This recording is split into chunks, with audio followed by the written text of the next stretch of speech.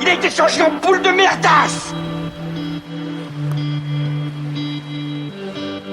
Elle glow. Elle glow. Il faut qu'on pète. Alors moi il m'épate. Et on lui pèlera le son comme au bailli du Limousin. On a vendu un beau matin. On a vendu avec ce tripe. Flattez-moi. Eh ben la denrée, on est en France. Allez, cul sec. Bonjour, bienvenue sur Histoire d'en dire plus. Aujourd'hui, on parle d'un film culte des années 80, Ghostbusters, SOS Fantôme. C'est parti mon kiki.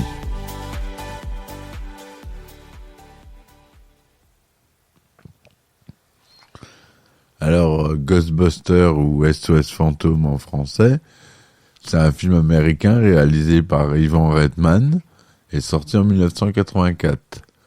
C'est produit par Black Rhino Productions, Columbia Pictures, Delphi Films. Voilà. Écrit par Dan Aykroyd et Harold Ramis.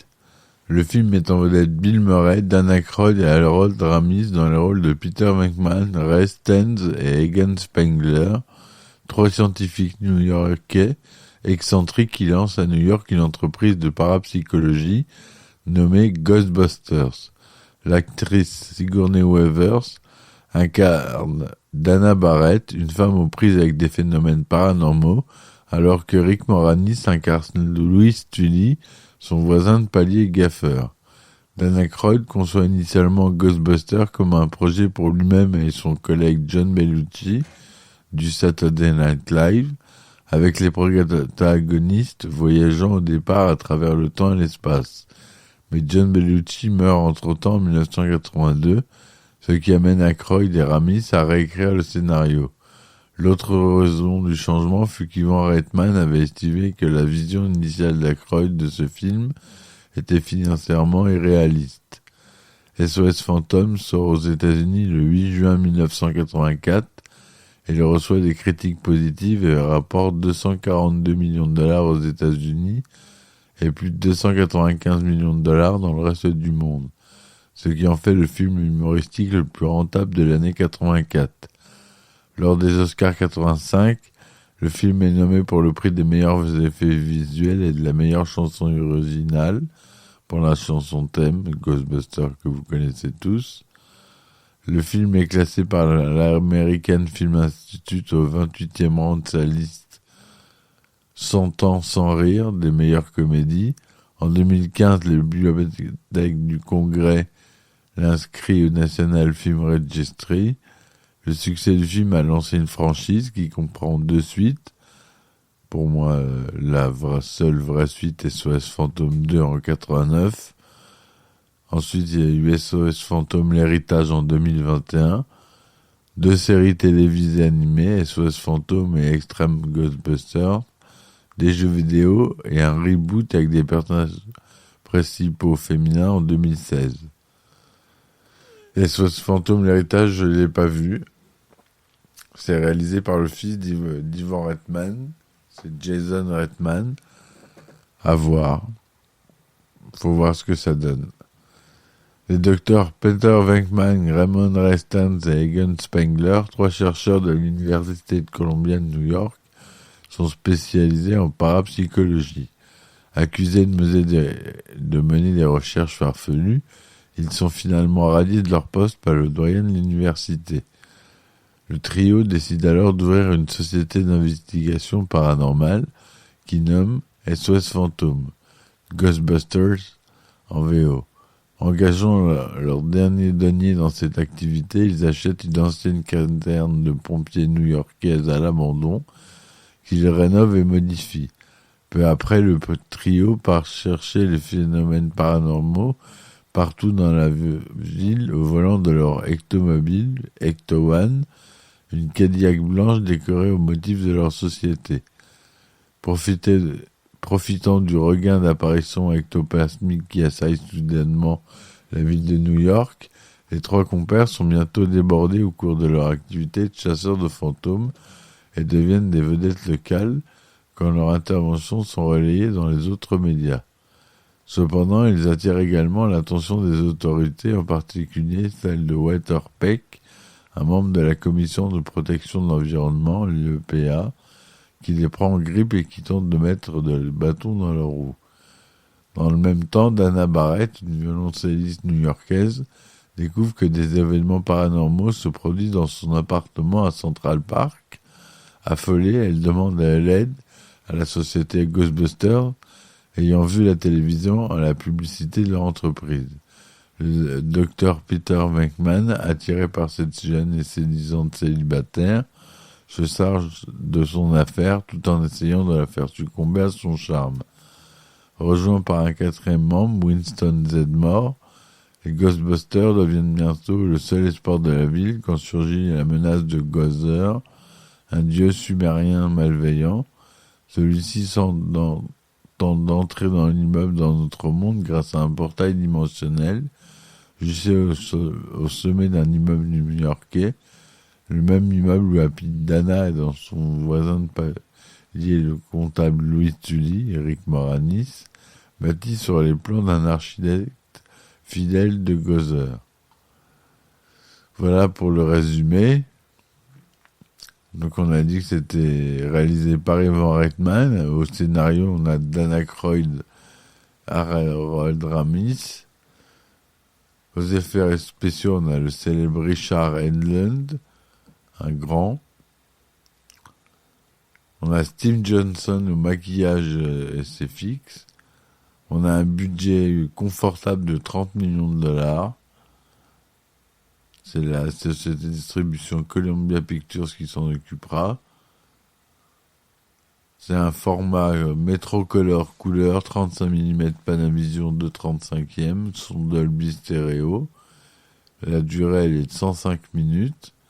Il est sorti le 7 juin 1984 en première mondiale à Westwood, en Californie, puis le 8 juin 1984 en sortie nationale aux États-Unis et en France le 12 décembre 1984. Alors pour la distribution, on a Bill Murray qui joue Dr Peter Venkman, Dan Aykroyd le Dr Raymond Ray Stantz, Harold Ramis le Dr Eamon Spengler, Sigourney Weaver, Dana Barrett ou Zul, Rick Moranis, Louis Tully, le maître des clés. Voilà ce qu'on a de notable comme acteur.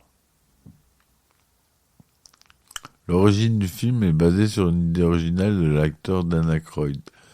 L'idée mise au point par Aykroyd et son ami Bellucci est le portrait d'exterminateur futuriste qui, à travers l'espace et le temps, pourchasse des fantômes.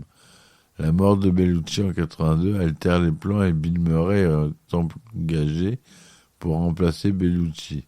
Harold Ramis assiste à la finalisation du script et change de futur pour la ville de New York, moins cher à produire.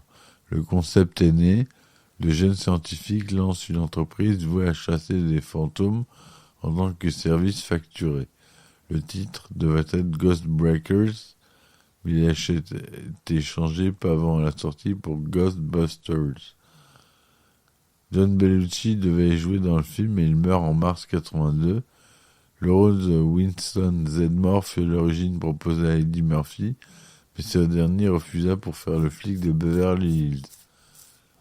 Le tournage du film a eu lieu entre octobre 83 et janvier 84, entre autres à New York et en Californie, à Los Angeles Public Library.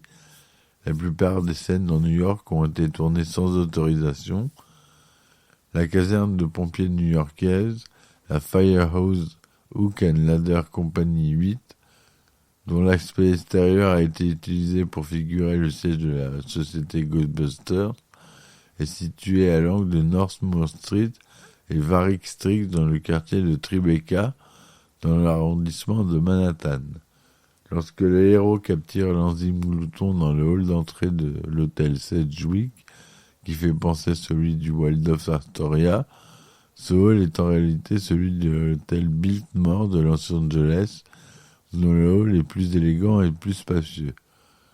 La scène où Peter Venkman ouvre en grand les portes de la réception de l'hôtel en s'écriant « On est venu, on l'a vu, on l'a eu dans le cul » a été filmée en 10 prises, le réalisateur Ivan Reitman demandant à Bill Murray de sortir une réplique différente à chacune d'elles. Une de ces prises, comportant la phrase « C'était un grand moment de franche rigolade », a été utilisée lors d'un petit remontage de la scène pour la diffusion à la télévision américaine qui désapprouve l'utilisation du terme cul. 200 litres de mousse à raser conçus pour le bibendum chamallow ont accidentellement été déversés sur un des acteurs. Donc la musique originale est composée par Elmer Bernstein et Ray Parker Jr. qui signent la musique phare du film. SOS Fantôme a reçu un accueil majoritairement favorable. Sur Rotten Tomatoes, il a 97%, sur 73 avis critiques, note moyenne de 8,4 sur 10. Mélange infectieusement amusant d'effets spéciaux et de comédie avec la performance hilarante de Bill Murray à la tête d'une distribution ponctuée de grands tournants comiques. Sur Metacritic, il obtient 71% sur la base de 8 critiques et le consensus indique avis généralement favorable. Le film a connu un succès commercial important, rapportant environ 291 000 $ au box-office. En France, il réalise 2 millions, quasiment 3 millions d'entrées.